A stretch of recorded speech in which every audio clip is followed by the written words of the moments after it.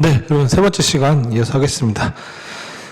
우리가 지금 이제 사람과 직무에 대한 이제 기본적인 것들을 그냥 한번 베이스로 해서 배우는 거라고 좀 보시면 될 것 같아요. 그러니까 뭐 여기에는 이미 이제 여러분들이 GS 연기부터 배워야 될 내용들이 좀 포함되어 있어서 지금 봐서는 이제 이게 뭐가 뭔지 조금 낯설기도 하시고 좀 이제 잘 이해가 안 되시는 부분도 있을 텐데 이제 앞으로 여러분들이 지겹게 봐야 될 내용 중에 하나고 기본적인 사항들입니다. 그래서 한번 맛보기로 특히 이제 구조를 잡을 때 우리가 왜 사람과 직무로 잡았는지에 대한 것들 그거 이해하시고 그리고 그 각각의 사람에 있어서 좀 중요한 내용들 그러니까 사실은 앞단에 있는 그 우리가 사람에 대해서 배웠던 관련돼서 뭐 동기와 요 역량에 대한 거는 우리가 배우는 인사관리 어떤 카테고리에서 따로 목차화되어 있는 건 아니에요. 그 하나의 내용 중에 우리가 일부의 어떤 이제 개념으로서 배우게 될 것들이거든요.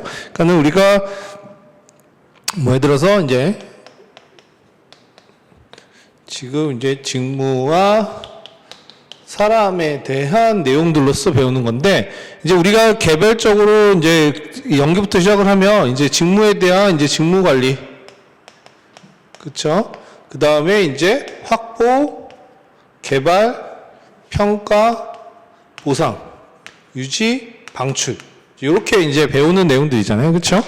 그래서 우리가 이제 요걸 배우기 전에, 그러면 사람과 직무라는 것의 어떤 적합성을 확보하기 위해서 요거를 좀 미시적으로 더 들여봤을 때 어떻게 적합성을 확보하느냐라고 했을 때 이 직무가 제공하는 것들은 자격요건과 이제 보상이라는 측면이 있고 사람이라는 거는 어쨌든 역량을 보유하고 있고 동기부여의 주체란 말이에요. 그렇죠? 동기부여가 되는 사람도 어떻게 보면 주체이자 객체일 수도 있는데 이제 그러한 부분들이 어떻게 맞닿아 있느냐라는 것들을 잠깐 본 거예요. 그래서 그 뭐 우리가 거기 1페이지에서 보면은 뭐 이제 성과 메커니즘과 관련해서 뭐 이제 그 첫 번째 그림 중에서 화살표 밑으로 돼가지고 뭐 개인은 역량과 뭐 동기 직무 요건 보상과 동기 이렇게 뭐 이렇게 서로 이제 붙어야 된다 이게 저 맞춰야 된다 요거는 그냥 참고로만 보시면 되고 뭐 길게 그 여러분들이 머릿속에 꼭 넣어두셔야 될 내용은 아닙니다. 그렇죠?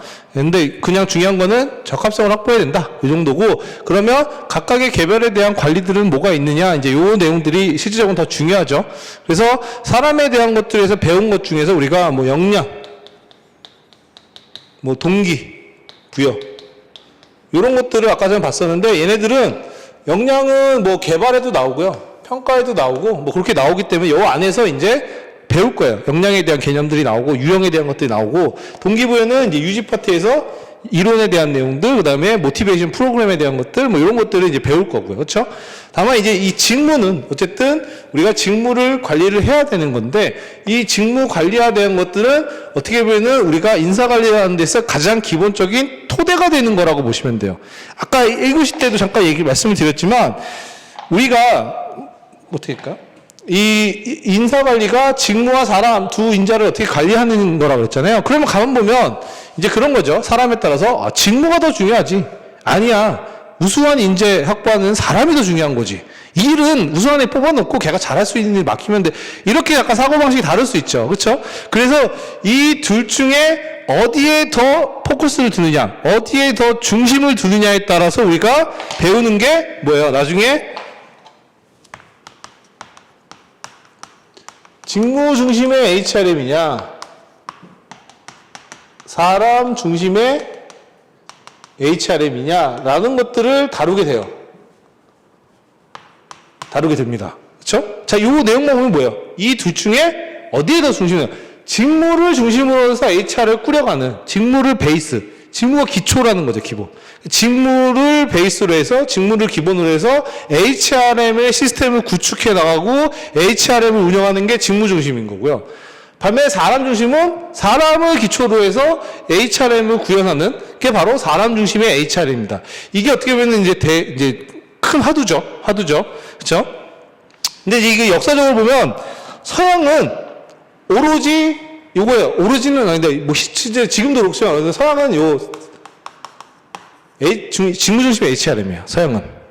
서양은 직무 중심의 HRM이고, 시작부터가 그랬고, 지금도 직무 중심의 HRM이에요. 그쵸? 그리고 우리나라나 일본,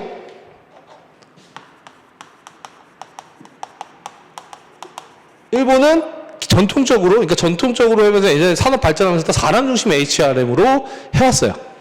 이거는 이제 뭐 고도 성장기를 겪으면서 어쩔 수 없는 선택이기도 하고, 뭐 서양처럼 이런 직무나 이런 것들이 아직 베이스화되어 있지 않기 때문에, 뭐 이제 그리고 우리의 보통 가치관은 뭐예요? 이게 더 좋은 게 좋은 거지. 약간 좀 이런 것들이 있잖아요. 그렇죠?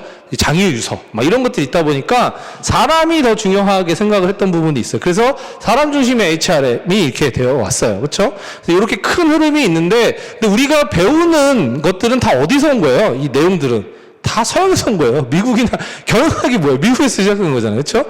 서양에서의 일단 HRM에 대한 기본적인 시스템에 대한 설명은 다 요 직무 중심의 HRM이에요.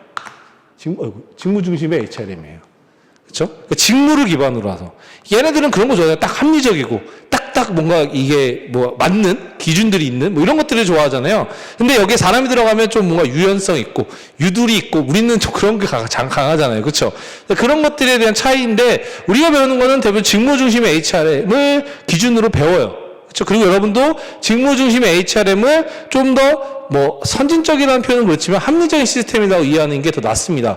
왜냐하면 우리나라가 예전부터 이제 고도 성장기부터 이렇게 사람 중심의 HRM을 해왔어. 근데 이제 이게 한계에 다다른 측면이 있어요. 그렇죠? 사람 중심의. 그 대표적으로 어떤 거냐면 우리나라는 뭐예요? 이 연공주의가 기본적으로 굉장히 중요한 인사관리의 하나의 기준이었단 말이에요. 그렇죠? 그 연공이라는 거는 사람이 가진 특성이에요. 연공이라는 게 다른 말로 하면 근속기간이에요. 근속기간. 그쵸? 그래서 우리나라는 뭐예요? 근속기간이 좀 긴 사람들, 수고했으니까 승진 먼저 시켜주고, 근속기간이 길면 임금도 더 많이 받고. 약간 이러한 게 바로 뭐예요? 사람이 가진 속성 중에 연공이라는 요소를 인사관리의 중요한 하나의 기준으로서 작용시키고, 그걸 가지고 시스템을 굴린 게 바로 사람 중심의 인사관리고, 우리가 이런 시스템이었단 말이에요. 그쵸? 근데 여러분들 들어서 아시겠지만, 이제는 이런 연공주의의 기준이 된 어떤 사람 중심의 HRM이 좀 한계에 다다른 측면이 있죠. 그렇죠? 뭐 저출산 고령화 사회로 진입한 것도 있고, 뭐 세계적인 트렌드나 이런 것들, 성과주의 이런 것 들어오면서 얘에 대한 비판이 굉장히 많아요. 이제는 한계가 됐다. 그렇죠? 과거에는 어느 정도 효용이 있었지만 이제 우리나라도 뭐 선진국이고, 그다음에 지금 우리가 저성장 시대에 살고 있는데 기업의 어떤 경쟁력을 위해서는 이제 연공이 한계가 있다는 거예요. 그래서 우리나라 지금 뭘 얘기해요? 정부가 맨날 얘기하는 게 직무 중심의 HR로 가자. 그래서 여러분도 아시겠지만 거기에 대표적으로 그래서 정부가 미는 게 뭐예요? 직무급 도입해라. 왜냐하면 직무급이라는 거는 임금의 기본 체계를 뭐예요? 직무 중심으로 두는 거니까 임금을 연공에 따라서 우리가 편차를 내는 게 아니라 중요한 직무, 중요하지 않은 직무에 따라서 직무의 가치에 따라서 임금을 주는 게 직무 관리예요. 그렇죠? 이제 이런 식으로 가야 된다라고 우리가 많이 얘기가 나오고 있어요. 그래서 지금 우리나라는 이렇게 가려고 이제 많이 하고 기업들도 이렇게 많이 가고 있죠. 기업도. 그 중에 대표적인 예가 이제 요것도 있지만 하나 예를 들면 서양과 우리나라의 어떤 이 직무 중심의 사람 중심의 HRM의 가장 큰 차이 중에 하나가 채용에서도 나타나요. 채용에서도. 우리나라 채용은 어떻게 했어요? 과거에? 대기업 채용기 중심으로 본다 그러면 우리나라는 대기업 보시면 어떻게 했어요? 공채 방식으로 했죠. 그렇죠? 뭐 혹시 아시는 분은 저는 이제 이때 저도 이제 옛날에 이제 기업들도 이제 이런 거 지원하고 그랬었는데 옛날에 이제 상하반기에 이렇게 공채가 있었어요. 그렇죠? 그래서 정해진 시기에 대규모의 인원을 한꺼번에 뽑는 방식으로 했단 말이에요. 그게 사람 중심의 HRM에 좀 영향을 받은 거예요. 왜? 그냥 적당하게 우수한 인재들을 많이 확보하고, 왜냐하면 물량적으로도 우리가 고도 성장기에 있었던 시기였기 때문에 뭐예요? 계속 기업이 성장해 나가. 그럼 뭐예요? 사람이 계속 필요한 거예요. 그러니까 그 당시에는 어떤 빨리 양적으로 사람을 빨리빨리 이렇게 수급하는 게 더 중요했던 시기가 있단 말이에요. 그렇죠? 그러니까 옛날에 그렇잖아요. 예를 들어서 이게 우리 조직이었다 그러면 우리 조직이 막 계속 커나가는 거예요. 이렇게. 그럼 뭐예요? 그만큼 자리가 생기고 사람이 많이 필요하잖아요. 그러니까 많은 인원, 적당하게 일할 수 있는 적정한 인력, 우리 조직의 문화에 맞고 그런 애들을 많이 확보해서 공급하는 게 굉장히 중요했던 거고, 또 뽑을 때도 뭐야? 사람이 중요하다 보니까 얘가 어떤 사람이냐? 너 어디 출신이냐? 뭐 어느 학교 나왔냐? 뭐 이제 이런 것들이 이제 중요한 기준에서 이렇게 대규모 공채를 뽑았단 말이에요. 그렇죠? 그래서 우리나라는 대기업 가면 공채 몇 기? 너 공채 몇 기야? 뭐 이렇게 하는 것들이 있잖아요. 기수문하고 그거에 따라서 뭐예요? 임금이나 승진이나 이런 것들 다 정해지죠. 그렇죠? 그게 연공주의고. 그렇죠? 이게 이제 우리나라의 기본적인 인사 시스템이었단 말이죠. 그렇죠? 그래서 우리나라는 공채라는 이 특이한, 그러니까 정해진 시기에 모집하는 형태의 정기 모집 혹은 정기 채용의 형태의 이런 공채 방식이 우리나라의 대표적인 채용 시스템이었어요. 그렇죠? 근데 서양은 어때요? 서양은 이 공채라는 걸 이해 못해요. 왜냐하면 거기는 예전에도 그렇고 지금도 그렇고 이게 없어요. 거기는 뭐냐면 항상 수시 모집이에요. 수시 모집, 수시 채용이에요. 얘네들은 직무 중심의 인사관리잖아요. 그러면 예를 들어서 조직 내에 A라는 직무가 공석이 됐어. 그럼 뭐예요? 채용 공고돼요. 그리고 A라는 직무에 맞는 사람인지 이제 검증하고 해서 뽑는 거예요. 그러니까 다 뭐예요? 직무별로 공석이 되면 필요하네. 내부 모집을 하든지 아니면 외부 모집을 해서 뽑는 항상 수시 모집이었어요. 서양은. 이런 식으로 대규모로 한꺼번에 뭐 100명, 뭐 200명, 1000명 이렇게 뽑는 거는 서양에는 없어요. 서양 애들이 제일 이해 못하는 게 공채라는 개념이잖아요. 그렇죠? 그러니까 거기는 직무 중심의 HR이니까 이런 식으로 수시 모집을 많이 했어요. 그러니까 수시 모집은 이꼴 직무 중심의 채용이에요.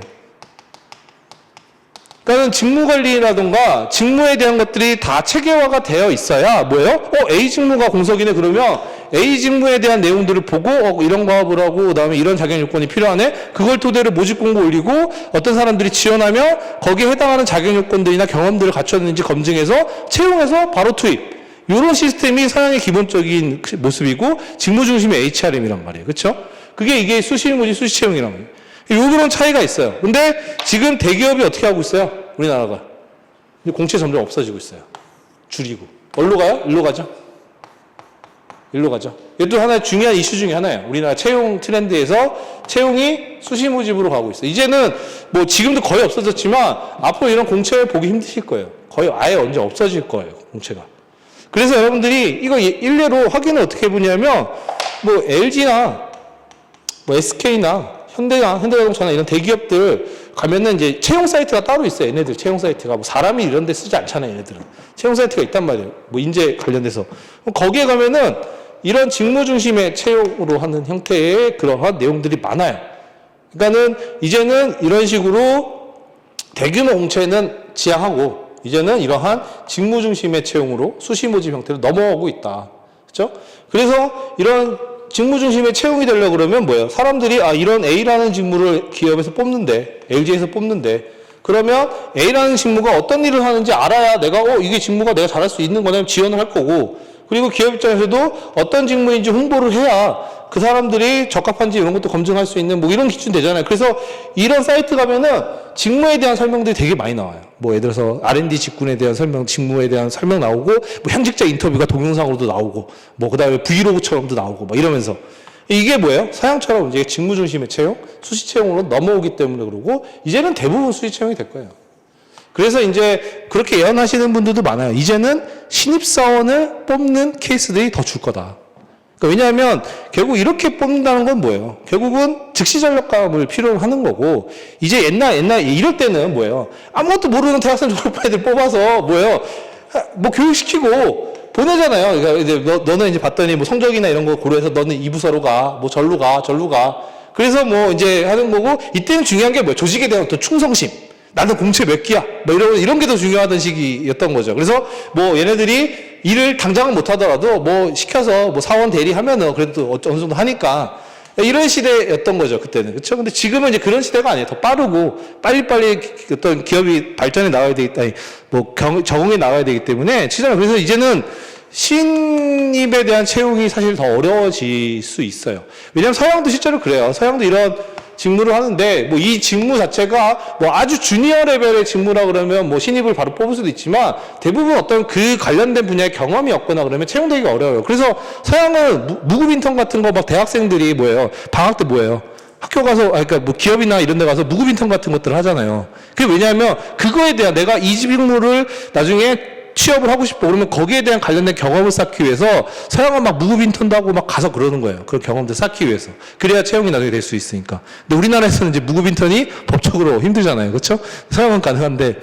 그래서 어쨌든 그런 부분들이 이러한 이제 트렌드로 넘어가고 있다. 그러니까 우리나라도 지금 사람 중심의 어떤 HRM을 그동안 해와서 인사관리 시스템 했지만 이제 어떤 한계에 부딪히고 그다음에 뭐 성과주의니 뭐 이런 합리적인 것들이 들어오면서 이 직무중심의 HR로 넘어가고 있다. 직무로. 그러니까 여러분도 이 직무중심의 HR을 기본적인 HR의 어떤 시스템, 즉 직무를 기반으로 해서 뭐예요?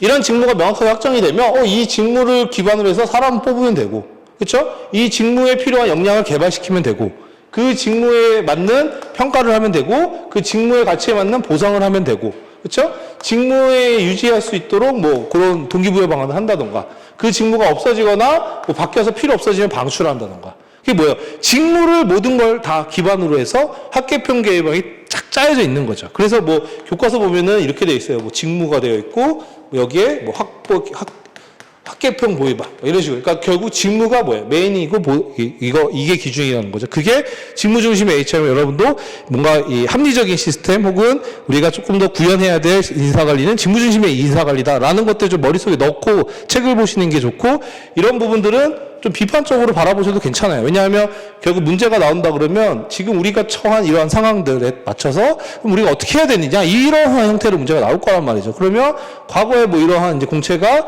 이제는 환경의 변화로 더 이상 타당하지 않다. 그래서 우리도 이런 직무 중심의 수시 모집으로 뭐 넘어가야 된다. 혹은 뭐 이제 우리가 연금급에 대한 거는 뭐 저출산 고령화 사회이기 때문에 기업의 인건비 부담을 고려했을 때 뭐 직무급으로 전환해야 된다. 이런 주장들을 할 수가 있는 거죠. 그렇죠? 그런 부분들이 이제, 그리고 우리가 박경 교수님 책을 보면은 그 교재가 나중에 여러분들이 그 우리가 이제 인사노무 관리에서 이제 교재로 교과서로 많이 보는 게 이제 박경 교수님 책 신인사 관리랑 신인사 관리, 그 다음에 이제 3인 공조가 있어요. 3인 공조에 이제 3인 공조, 지금 이름이 기억이 안 나요. 3인 공조 인사관리라고 할게요. 이 책이 있어요. 보통 이 두 가지 책을 많이 보거든요. 이 두가 같이 보기도 하고, 3인 공조라고 해서, 제목이 지금 제가 기억이 안 나네요. 3인 공조, 3인 공조로만 하도 많이 얘기를 해서. 그래서 어쨌든, 이런 책이 있는데, 장단점이 있습니다. 장단점이 있는데, 뭐, 이 신인사 관리 같은 경우는, 뭐, 기본적으로 논리나 이런 것들이 굉장히 교수님의 서술대로 쭉 되어 있는 측면이 있어서, 뭐, 저는 이제 신인사 관리를 주로 이제 GS 연기 때는 하는데, 이 박경 교수님 책을 보면은 기본적으로 박경 교수님 직무 중심의 HRM을 기반으로 해서 설명을 하고 계세요. 직무 중심의 HRM. 다만 이제 3인 공조는 약간 3명의 교수님이 쓰신 거거든요. 파트를 나눠서. 그러다 보니까 이제 좀 안 맞는 부분도 있을 수는 있겠지만, 여기는 약간 좀 이제 환경 변화에서 최신적인 트렌드 같은 것들 혹은 뭐 전략적 인적 자원 관리 좀 더 강조하는 측면은 있어요. 그렇죠? 뭐 2개 취사 선택하면 되는데, 요 신인사 관리의 박경 교수님 책은 이 중에서 직무 중심의 HRM을 기반으로 쭉 서술을 하고 계십니다. 그걸 시스템으로. 그래서 그거를 우리가 차이를 어떻게 볼 수 있느냐, 목차를 보면 알아요. 여러분들이 나중에 이제 좀 뭐 심심하거나 서점 가실 일 있으면 3인 공조, 3인 공조 인사관리랑 요거 박경 교수님 책의 목차를 보면은 목차의 차이가 있는데, 박경 교수님은 환경변화 나오고 바로 그 다음에 직무관리가 나와요. 바로. 그리고 나서 뒤에 이제 학계평 보유방이 나와요. 근데 3인 공조는 직무관리가 저 뒤에 있어. 뒤에 있어. 그 차이가 뭐냐? 뭐, 물론 이제 그 교수님 의도했는지 모르겠지만, 박경 교수님 의도하신 거예요. 왜? 박경 교수님 직무 중심의 인사관리고 직무가 베이스니까 직무를 먼저 잡아야지. 그걸 먼저 잡아야 뭐야? 그 밑에 있는 사람에 대한 것들의 학계평 보유방들이 직무에 맞춰서 돌아갈 수 있는 거고 연결될 수 있는 거잖아요. 그렇죠?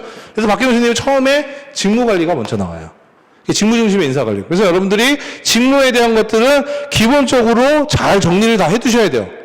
기본적인 직무에 대한 것들. 그러니까 직무에 대한 것들을 정리한다는 건 결국 뭐예요? 직무를 관리하는 직무 관리에 대한 내용들을 여러분들이 정확하게 알고 계셔야 된다는 거고, 그 직무 관리에 대한 것 중에서 이제 중요한 게 아까 봤지만 직무 관리에 3가지 활동이 있다고 그랬죠? 직무 설계, 그 다음에 직무 분석, 그 다음에 직무 평가. 이렇게 3가지가 있는데, 이 중에서 가장 중요한 거는 직무 설계예요. 얘가 제일 중요합니다. 직무 설계. 직무 설계에 대한 내용들. 그래서 요 내용에 대한 것들은 기본이에요, 기본. 직무를 어떻게 관리하냐, 직무에 대한 것들. 왜냐하면 이런 것들이 잘 되어 있어야 이를 기반으로 해서 그 뒤에 사람을 뽑거나 배치 전환시키거나 평가하거나 보상하거나 하는 것들이 체계적으로 돌아갈 수 있는 거죠. 기준이 명확하니까. 사용해야 되는 그런 거 좋아하잖아요. 기준이 명확하고 합리적이고 이런 거. 그렇죠? 노하고 이런 것들은 좀, 이런 것들은 그렇잖아요. 그렇죠? 그러니까 이 직무라는 것들, 조직 내에 존재하는 직무에 대한 것들을 이렇게 명확히 디파인하고, 뭐 설계하고, 분석하고, 평가하고, 이런 것들이 이제 있는 거죠. 그래서 이런 것들을 여러분들이 직무할 때 우리가 배워야 되고, 가장 기본적으로 알아야 되는 내용이면서, 특히 이 직무 설계는 여러 군데에서 영향을 미쳐요. 그러니까 특히 이제 요즘에 환경 변화와 관련해서 그러면은 우리 조직원들이 더 몰입하고 성과를 높이기 위해서는 어떻게 직무를 만들어야 되느냐, 이런 거에 대한 고민도 많아서 그 설계에 대한 내용들을 잘 알아두셔야 된다. 자, 그런 의미에서 조금 설명을 드리면,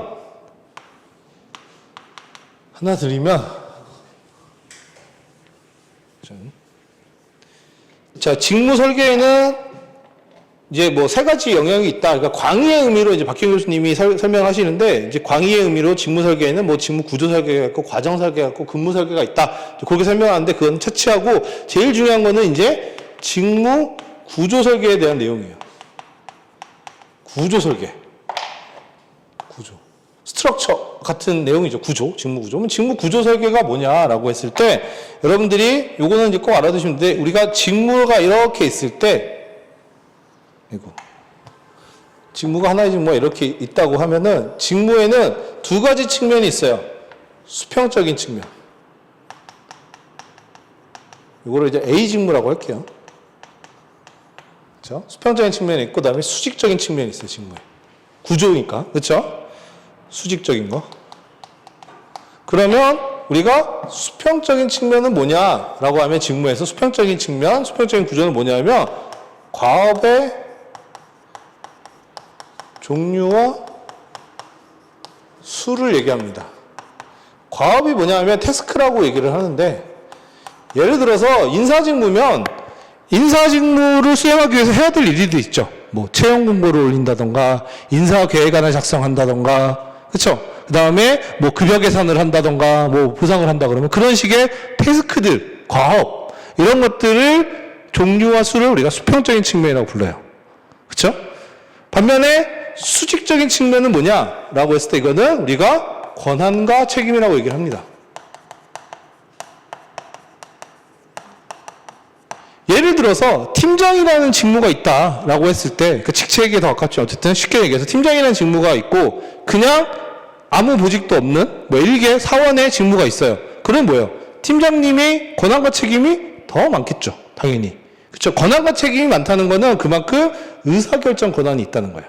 그러니까는 어떤 직무를 하기 위해서는, 수행하기 위해서는 의사결정을 내려야 되는 행위들이 있잖아요. 예를 들어서 뭐 내가 구입 업무를 담당하고 있으면 뭐 A, B, C 업체가 있는데 이 중에 어떤 업체를 거를 구입할 거냐, 이런 것도 의사결정도 내려야 되고, 그렇죠? 그럴 때 그 의사결정 권한을 이 직무를 수행하는 사람한테 줄 거냐, 아니면 야 너는 없어, 위에 있는 사람한테 보고해. 그렇죠? 그러니까 이거를 뭐 정확하진 않지만 러프하게 아주 심플하게 말씀을 드리면, 예를 들어서 뭐 예산 같은 거 쓸 때 뭐죠? 대리까지는 뭐 예를 들어서 100만 원 이하는 전결할 수 있는 권한 주고, 그건 네가 알아서 해. 나중에 사후적으로 검토받아. 근데 뭐 예를 들어서 1000만 원 넘어가면 뭐 팀장님 승인 받아. 뭐 1억이 넘어가면 본부장님 승인, 이런 식으로 권한 책임 주죠. 그런 것들이 요거예요. 이런 것들 어떻게 디자인할 거냐. 그게 수익적인 측면입니다. 그러면 직무 구조 설계를 한다는 거는 뭐예요? 이 수평적인 측면을 늘릴 건지 줄일 건지, 권한과 책임을 늘릴 건지 줄일 건지에 대한 게 바로 구조 설계예요. 그렇죠? 구조 설계. 그러니까 굉장히 직접적이고 중요한 거죠. 그러니까는 뭐 우리 회사의 어떤 뭐 이제 CEO의 어떤 철학과 지금 추구하는 방향에 따라서 종업원들이 더 뭐 그 일선에서 보다 이제 재량성을 갖고 본인이 결정할 수 있는 권한을 좀 많이 주는 데도 있잖아요. 그렇죠? 그런 데도 있고 아닌 데도 있어요. 아닌 데는 권한이 없어서 회의장에 나왔지만 결정받을 때는 전화해가지고 저희 본부장님 지금 이렇게 제시를 했는데 이거 될까요? 뭐 이렇게 얘기하는 사람도 있을 거잖아요. 그렇죠? 그런 것처럼 우리가 어떻게 추구하느냐에 따라서 이런 권한과 책임들이 달라진단 말이에요. 그렇죠? 그래서 그런 것들을 어떻게 설계할 거냐에 대한 게 바로 이 구조 설계의 내용이에요. 그렇죠?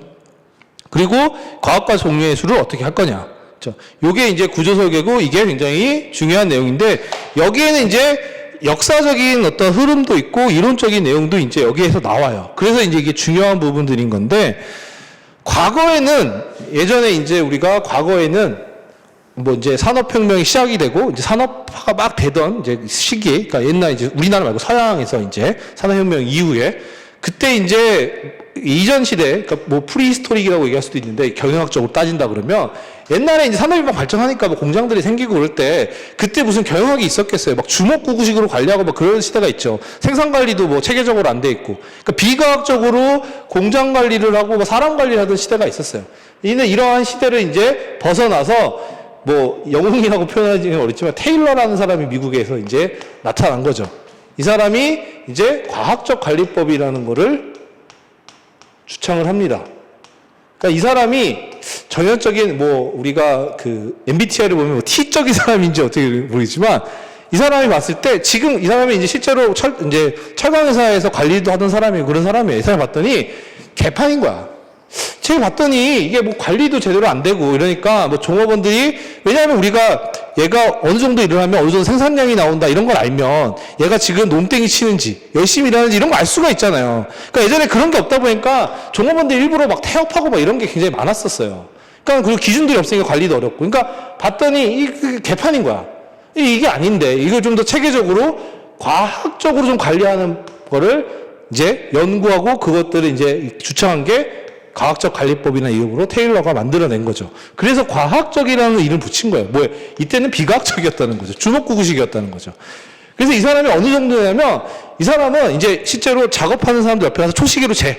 뭐 이 동작은 뭐 몇 초가 걸리고 이런 것들을 다 이제 보는 거예요. 그러면 이 정도의 사람이 몇 명이서 이렇게 작업하면 하루에 생산량이 뭐 얼마 정도고 이런 것들을 다 따지는 거예요. 그렇죠. 그런 식으로.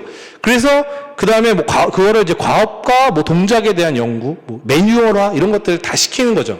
그렇게 해서 철저하게 이제 그런 것들 관리할 수 있는 시스템을 만들고 그 다음에 더 나아가서 종업원들 어떻게 동기부여시킬 것이냐라고 했을 때 우리가 뭐 차등 성과급제 뭐 이런 것들을 주창하고 했던 게 이 테일러 과학적 관리법의 기본적인 내용이에요. 그러니까 이때가 어떻게 보면은 경영학의 이제 하나의 그다음 인사관리 시작이고 여기서부터가 이제 시작된 건데 체계적으로 이 사람이 어느 정도였냐면 일화로 그런 게 있어요. 삽질을 하잖아요 우리가 진짜 실제로 삽질을 할 때 어떤 자세를 어떻게 했을 때 더 효율적이냐 이런 것에 연구하고 있었던 사람이에요. 그렇죠?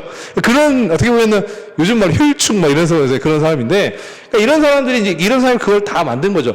이 사람이 이제 얘기했던 것 중에 하나가 뭐냐면 직무 설계와 관련해서 여러분들 다 아시겠지만 직무 우리가 공장이 막 태동되면서 이제 나왔던 게 분업이라는 것들을 아시죠? 분업에. 그래서 우리가 분업의 원리라고 표현을 해요.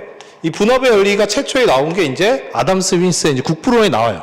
핀 공장살이라고 해서 아담 스미스 국부론이 자본주의에서 제일 유명한 책이잖아요. 그렇죠? 거기에 보면 이 핀 공장살에서 한 사람이 핀을 처음부터 끝까지 만드는 거랑 그 과정을 나눠서 여러 사람이 나눠서 하는 게 뭐 생산량이 그 후자가 훨씬 높다는 거잖아요. 그래서 분업이 중요하다. 이거를 여기서 나온 건데 테일러가 이거를 적극적으로 받아들입니다. 그래서 분업의 원리를 굉장히 강조를 해요. 이게 효율적이니까. 그렇죠? 그러니까 옛날에는 뭐예요? 옛날에는 의자를 하나 만들 때 뭐 의자를 어떻게 그릴까요? 뭐 이렇게 의자를 하나 만들 때 옛날에는 어떻게 했어요? 장인이라는 사람이 의자를 처음부터 끝까지 나무부터 선택을 해서 나무 자르고 거기에 다리 붙이고 이런 거 그다음에 뭐 니스 칠하고 이런 걸 한 사람이 혹은 두 사람 이게 하는 게 다 시스템이었잖아요. 근데 이거를 어떻게 한다는 거예요? 공정을 나눠서 여러 사람이 부분 잘라서 하는 게 더 효과적이라는 거고 그런 분업의 원리를 통해서 이 생산량이 비약적으로 늘었잖아요. 그래서 테일러가 이런 분업의 원리를 적극적으로 받아들여서 직무를 설계할 때 어떻게 설계를 해야 되느냐라고 주장했냐면 직무 전문화를 해야 된다. 이런 표현을 씁니다. 직무 전문화라는 표현을 써요. 거기 나올 거예요. 직무 전문화라고. 전문화라는 게 뭐냐면 쪼개는 거예요. 아까 전에 이렇게 의자를 하나 만들 때 이거를 한 사람이 직무를 디자인한다고 쳤을 때 예를 들어서 A라는 직무를 만들 때 이 의자와 관련해서 야 너는 의자를 처음부터까지 다 만드는 게 네 일이야. 그리고 걔한테 시킬 수 있죠. 그렇게 해서 얘가 그러면은 이거 다 하나 제대로 만드는데 꽤 시간이 많이 걸리겠죠. 그렇죠? 왜냐하면 뭐 어떤 나무가 좋은 건지 그거 나무 또 이제 대패질하는 거 여기에다 뭐 쇠라도 들어가면 그 용접하는 기술 뭐 이런 거 다 배워야 되잖아요. 그렇죠? 이게 비효율적이라는 거지. 어떻게 쪼개? 뭐 의자를 만들 때 자 너 A라는 직무는 뭐 의자에서 그 나무만 재단해. 너는 왼쪽 다리만 붙여. 너는 오른쪽 다리만 붙여. 너는 니스만 칠해. 이런 식으로 직무를 다 쪼개서 굉장히 단순화시켜요. 그러니까는 전문화라는 거는 단순화시키는 거예요. 그러니까는 과업의 종류와 수를 쪼개는 거지. 쪼개가지고 예전에 한 사람이 하던 거를 뭐 10사람, 20사람이 할 수 있게 쪼개서 직무를 잘게 쪼개서 만드는 게 직무 전문화예요. 그리고 권한과 책임도 쪼개. 얘네들은 그냥 너는 결정할 필요 없어. 그냥 컨베이어 벨트에서 오면은 기계적으로 네가 할 수 있는 부분만 조립해. 이런 식으로 바꾸는 거죠. 그러니까 머리를 쓸 필요가 없는 거예요. 그냥 오면은 왼쪽 다리만 계속 붙이는 거, 하루 종일. 쟤는 이제 옆에서 오른쪽 다리만 계속 붙이고, 쟤는 하루 종일 니스칠만 하고, 이런 식으로 만드는 게 직무 전문화예요. 그렇죠? 그러다 보니까 어떻게 했어요? 이렇게 하고 분해를 강조하니까, 그러니까는 이제 직무의 어떤 과업의 종류와 수를 줄이고, 권한과 책임을 쪼개고, 이게 이제 직무 전문의 기본적인 구조 설계 방식인데, 그러다 보니까 분해를 강조하고 이렇게 하니까 당연히 생산성이 비약적으로 오르죠. 그래서 테일러 과학적 관리법, 그중에 직무 전문화의 가장 큰 공헌이 산업의 발전에 이바지했다는 거예요. 왜냐하면 기존의 어떤 주먹구구식 공장에서 이걸 도입했더니 비교도 할 수 없는 생산성이 올라간 거예요. 그러니까 우리가 지금 이런 누리는 풍요도 어떻게 보면은 뭐 저기서부터 시작했다고 할 수도 있죠. 생산성이. 그래서 아주 이게 그러니까 모든 기업들이 다 이제 이렇게 가는 거지. 공장 관리들이 다 이렇게 가는 거죠. 그래서 직무 전문화가 이제 대세가 됐던 거고 이런 식으로 어떤 산업의 발전에 크게 이바지했던 측면이 있죠. 전문화하는 게 쉽게 말하는 게 과업의 종류, 수평적인 것도 쪼개고 수직적인 것도 쪼개서 되게 단순 반복적으로 만들어버리는 거예요, 일들을. 그쵸? 그게 이제 직무 전문화입니다. 근데 보면은 이제 이게 생산성이나 뭐 이런 것들을 엄청 발전시키고, 물론 이제 이 사람들도 동기부여시키고 뭐 사전 성과급제 도입을 하고 그런 것들이 있는데 그건 차치하더라도 직무에서는 이제 우리가 배우는 것들은 전문화에서 했을 때 생산성이 올랐지만 이제 단점이 생기는 거죠. 그러니까 이게 이제 쭉 생산성이 오르면서 기업들이 너도 나도 다 이걸 시스템을 받아들이고 이렇게 하다 보니까 이제 우리가 굉장히 풍요로워지는 거죠. 근데 문제점이 이제 생기는 거죠. 어떤 문제점이 생기냐면, 자, 나는 이제 출근을 해요. 출근을 해. 그럼 뭐야? 하루 종일 8시간, 옛날엔 더 길었죠? 8시간 동안에 계속 똑같은 일만 하는 거야. 똑같은 일만. 반복적으로. 쉴 틈도 없어. 옆에서 관리자가 쪼아. 혹시 뭐 딴짓하고 그러면은 뭐 이제 그럴 수 있죠. 계속 뭐 예를 들어서 컨베이어 벨트는 뭐 오면은 난 계속 하죠. 그렇죠? 그러니까 화장실 갈 틈도 없고 동료랑 얘기할 틈도 없는 거야. 그런 식의 시스템이 됐던 거죠. 이게. 그렇죠? 그러다 보니까 어떤 문제가 있냐? 이 사람들이 마치 기계처럼 취급받는 거예요. 기계처럼. 그러니까는 관리자 입장에서는 얘네들 그냥 기계 하나의 부품이에요. A 직무를 하던 뭐 제임스가 다쳐서 못 나온대. 얘 그러면 다른 애로 갈아 껴. 왜냐하면 단순하기 때문에 그냥 손발만 멀쩡하면 누구든 시켜서 할 수 있는 거예요. 뭐 복잡한 기술 이런 게 요구되는 게 아니라. 그렇죠? 그러니까는 사람을 기계처럼 취급을 하는 거지. 기계처럼. 그래서 이거의 가장 대표적인 우화 같은 표현이 그 메타포가 뭐 여러분들 아시겠지만 찰리 채플린의 그 이제 모던 타임즈라는 영화 아시죠? 이거 인터넷에도 찾아보면은 유튜브에도 있으면 이 장면 많이 나와요. 여기서 보면은 이거는 이제 테일러의 어떤 과학적 관리법 이후에 이제 이걸 발전시킨 게 이제 그 포드라는 자동차 회사의 포디즘 개념인 건데 대량 생산 체제 이제 그거와 관련된 부분이에요. 마찬가지 포디즘도 이거의 어떤 발전적인 측면인 거니까. 근데 이제 모던 타임즈에 보면 그런 장면이 나와요. 계속 빠르게 돌아가는 컨베이어 벨트가 있고 찰리 채플린이 이게 볼트만 계속 조이는 거야. 옆에 있는 사람들. 그래서 막 조이다가 놓치고 막 이러다가 어떻게 되면 기계에 빨려 들어가요. 찰리 채플린. 그게 뭐예요? 사람이 기계처럼 된 거에 대한 의미를 표현한 거예요. 그렇죠? 그런 것처럼 이런 기계의 하나의 부분을 취급받고, 그리고 여러분들이 이렇게 일을 한다 그러면 동기부여가 되겠어요, 사실? 그러니까 내가 일을 하는 건 내가 기계처럼 일을 하는 거고, 뭐 여기에 굉장히 맨날 똑같은 일 하면 뭐예요? 무료하기도 하고, 피로감도 느끼고 하고, 뭐 이렇죠. 그렇죠? 그래서 이제 이 당시에 사회적으로 문제가 됐던 게 뭐냐면, 인간 소외 현상이 사회적으로 문제가 됐어요. 혹은 노동 소외 현상이라고도 하고요. 즉 뭐냐? 이 작업장이 어쨌든 일이라는 건 사람이 하는 건데 결국은 작업장에 사람은 없어진 거야. 기계 같은 사람들만 취급하는 거고 그런 문제, 그러니까 인간성에 대한 문제에 대한 화두가 던져지고 이게 굉장히 이슈가 됐던 거죠. 그리고 플러스 실제로도 전문화를 하면 어쨌든 굉장히 생산성이 오르고 효율성이 오르지만 너무 지나치게 전문화를 하다 보니까 오히려 마이너스가 되는 거죠. 왜? 사람들이 이제는 아는 거지. 이게 동기부여도 안 되고 뭐 이거 뭐 일에 대한 어떤 의욕이 안 생기잖아. 맨날 똑같은 일을 하니까. 그렇죠? 그리고 이런 전문화도 처음에는 뭐 한 10개의 공정을 쪼개다가 더 쪼개는 거지 막. 그러다 보니까 더 단순해지고 뭐 이런 식으로 하다 보니까 오히려 생산성이 뭐 이렇게 오르다가 이렇게 떨어지는 뭐 이런 구간도 생기고 막 이렇게 하는 거예요. 그런데 이러한 사회적인 문제가 생기다 보니까 이제 새로운 이제 뭔가 이론들이나 내용들이 필요하게 된 거죠. 그렇죠? 그래서 이제 그 뒤에 나온 게 이제 직무 확대화예요. 아, 전문화는 아니다. 이제는 이제 뭐 이론적인 거긴 하지만 성과와 관련된 거는 결국 그 사람의 어떤 구성원의 만족, 심리 상태가 성과에 더 영향을 미친다. 그러니까 우리가 이런 직무도 이 사람이 의미를 가질 수 있게 확대해주고, 그러니까 재량성, 뭐 이런 것들, 자율성, 권한과 책임. 그러니까 여러분도 그런 거죠. 내가 뭔가 의사결정 권한, 책임이 주어지면 내가 할 수 있는 좀 재량성, 자율성도 높아지면서 책임감도 갖잖아요. 그리고 이 일을 했을 때 그게 온전히 나의 이제 또 뭐 업적이 될 수도 있는 거고, 물론 책임도 있겠지만, 그렇죠? 그러다 보면은 좀 더 일에 대한 몰입이나 만족도가 더 될 수 있는 측면이 있죠. 그래서 이제 직무 전문화를 넘어서 이제 직무 확대화로 넘어가게 된 거죠. 그렇죠? 그래서 거기에 나온 것처럼 직무 이제 확대화로 현대적인 직무 설계로서 직무 확대화가 이루어진 게 이제 이러한 직무 구조 설계에서 기본적인 내용이에요. 그렇죠? 그래서 그 내용이 이제 거기에 나오는 겁니다. 그래서 뭐 옛날에 이제 그런 내용도 있었대요. 이렇게 직무 전문화가 한창 대세일 때는 우스갯소리로 뭐 미국에서도 이제 노동자들이 그런 내용도 있었던 게 출근을 하면 뭐 머리는 락커룸에 두고 가라.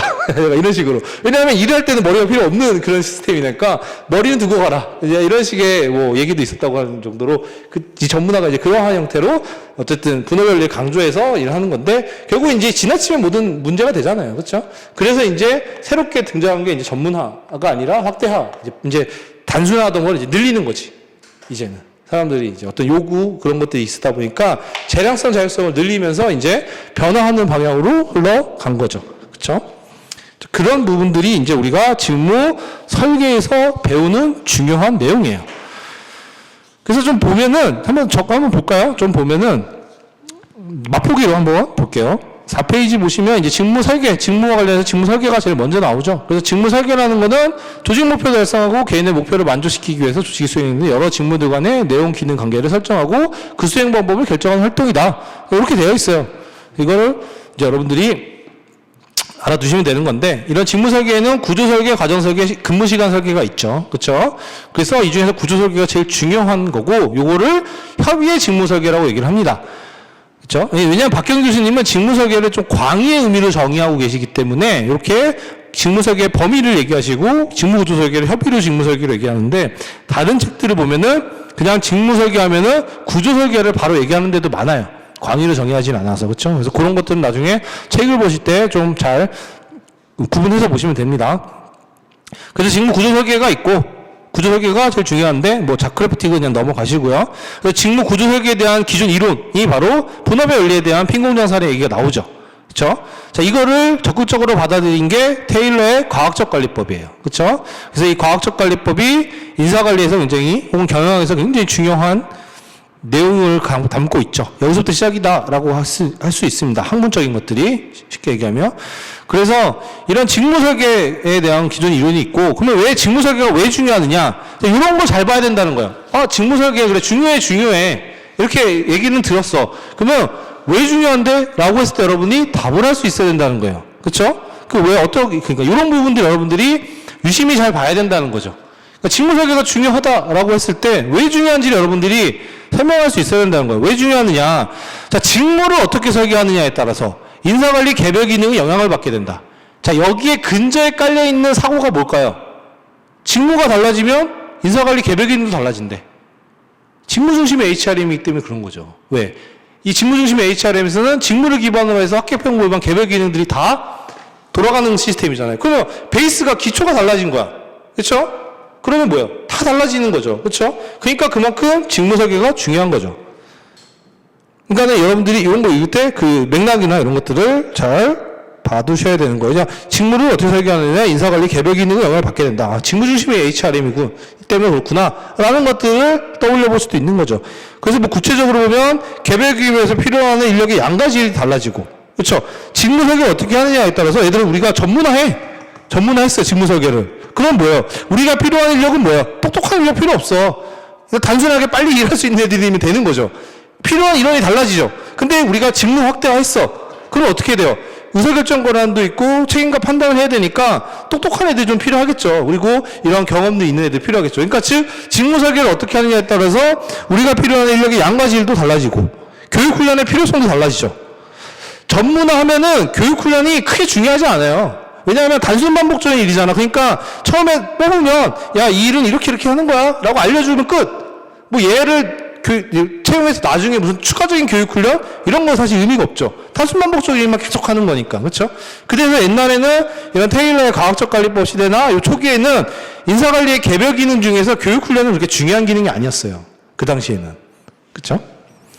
자, 그런 식으로 달라지기도 하고, 그 다음에 특정 직무의 난이도가 또 달라질 수도 있죠. 예를 들어서, 과업의 종류와 수를 늘리고, 권한과 책임을 많이 줬어. 그만큼 어떤 일이 더 중요해지겠죠. 그러면, 뭐예요? 난이도가 달라지니까, 어려운 직무니까 돈도 좀 더 줘야 될 거고. 그렇죠? 이런 식으로, 그 설계를 어떻게 하느냐에 따라서, 그 인사관리 개별 기능들이 다 영향을 받아요. 그러니까 그만큼 설계가 중요한 거죠.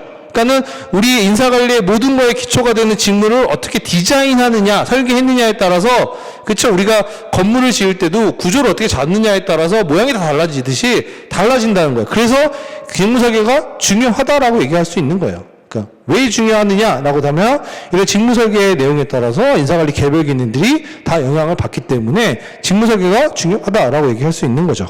그쵸? 그래서 이런 직무 설계에 대한 기본적인 내용, 그 뭐 밑에 있는 박스는 넘어가시고요. 그 오른쪽에 보면 전문화가 제일 먼저 등장합니다. 이게 그래서 우리가 전통적 직무 설계라고 불러요. 그러니까 과거에 직무 설계를 가장 먼저 체계화한 테일러의 과학적 관리법에서 나온 직무 설계 방식이 전문화입니다. 그래서 보면 한 작업자가 하는 여러 종류의 일을 그 숫자만에서 줄이는 거예요. 줄이는 거예요. 축소하는 거야, 축소.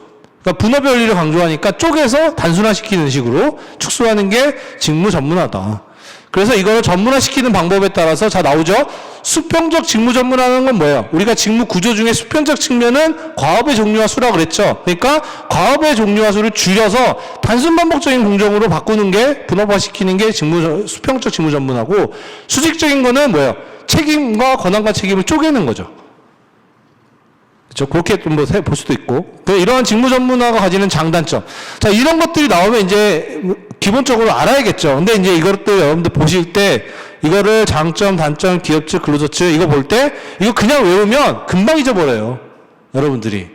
이거 외우면 휘발성이 강하다라고 얘기하는 게 이거 보면은 이해가 안 되는 건 없을 거예요, 여러분들이. 그쵸? 보면. 혹은 그냥 머리 비우고 보면은 그냥 외워지긴 할 텐데 근데 금방 잊어버린다는 거는 결국은 이거를 뭔가 좀 메타인지로 해서 외워야 되는 그런 측면이 있죠. 그러면 어떤 거냐면 전문화가 뭔지를 잘 생각해 보시면 돼요. 아까 전에 얘기했죠. 단순 반복적인 일을 해요. 그러면 뭐예요? 근로자는 단점이 뭐예요? 반복에 따른 지루함, 피로감 이런 것들을 느끼겠죠. 그래서 보면 나오잖아요. 작업의 반복, 권태감, 세분화된 작업. 그러니까 약간 이런 식으로 이 전문화라는 내용을 먼저 이해하고 그걸 토대로 장단점이 자연스럽게 나오는 것들을 찾아서 여러분들이 머릿속에 이해해서 넣으려고 해야 돼요. 그냥 그런 거 다 끊고 직무 전문의 장단점 그러면 근로자 측, 작업의 반복, 권태감 이렇게만 외우면 금방 잊어버립니다. 진짜 금방 잊어버려요. 그렇죠?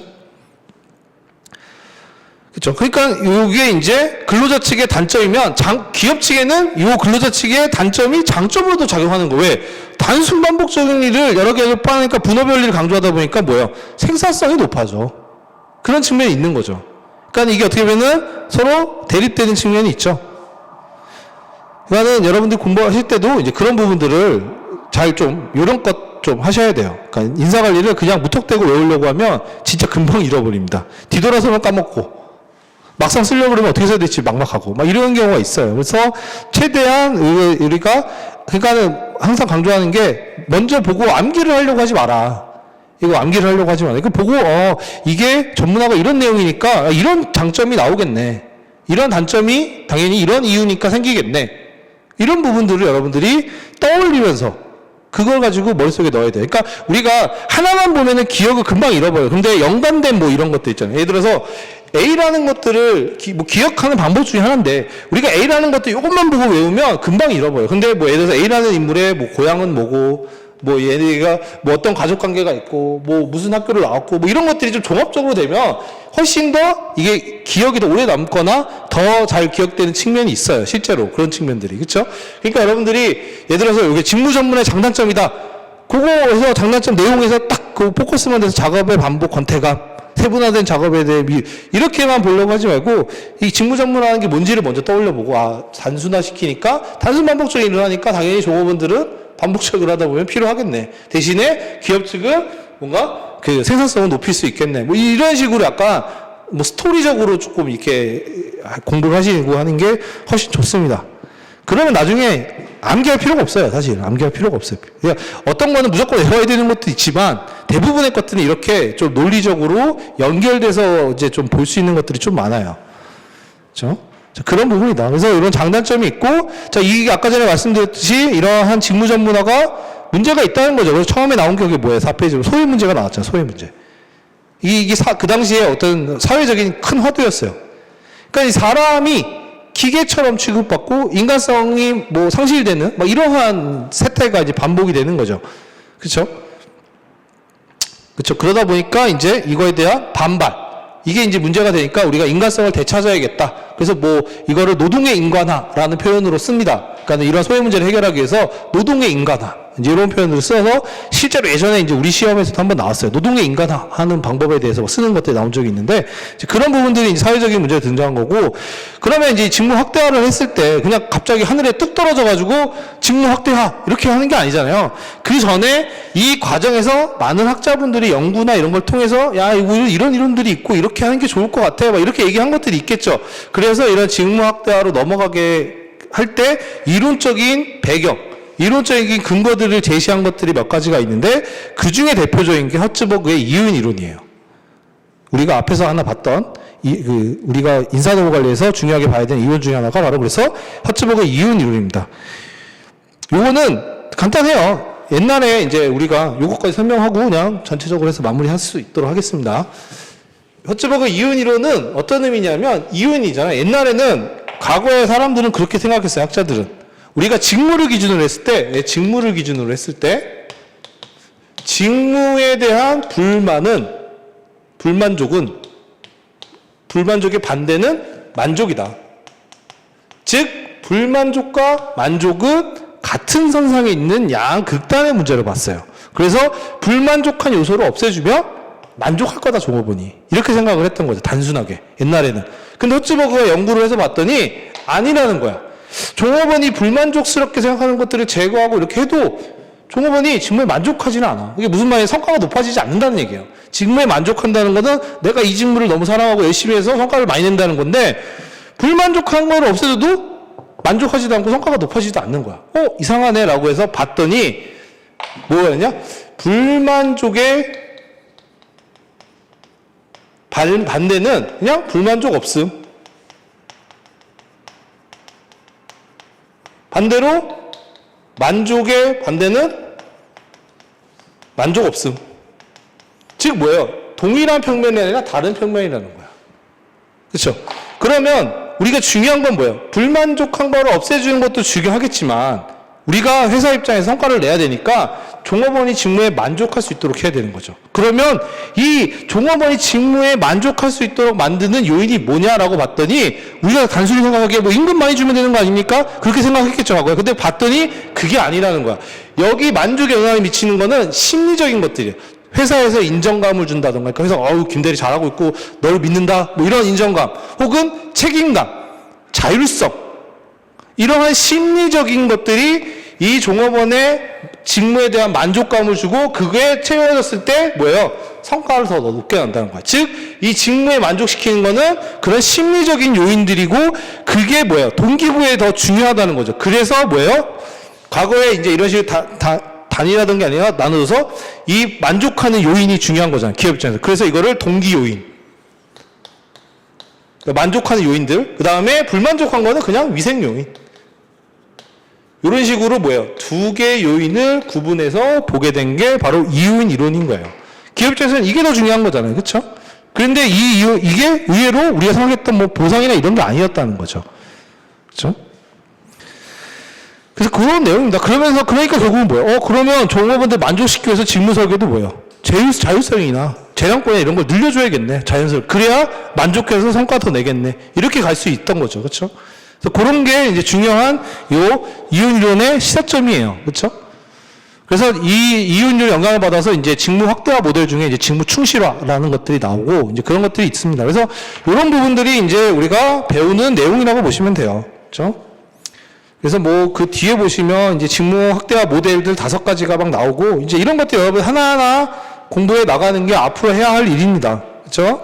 그래서 뭐 이 내용들을 보시면은 그냥 뭐 맛배기니까 뭐 이해를 지금은 좀 힘들 수는 있어요. 근데 이제 앞으로 여러분들이 요거에 대한 것들을 이해하셔야 되는 거고 우리가 뭐 앞으로 이제 저랑 만약에 수업을 듣게 되면 이제 이런 부분들을 계속 다루면서 여러분들이 이제 공부를 해 나가는 시스템이라고 보시면 돼요. 그래서 이제 저는 이제 강조하는 게, 그러니까 여러분들이 뭔가 그 좀 생각하는 힘이라고 얘기하면 좀 너무 거창할까요? 그러니까 인사관리를 좀 접하는 데 있어서, 그러니까는 너무 미시적인 것보다 거시적인 거에서 이제 안으로 들어가는 형태의 것들을 조금 연습을 하고 트레이닝하는 게 좀 중요하다고 좀 보고 있습니다.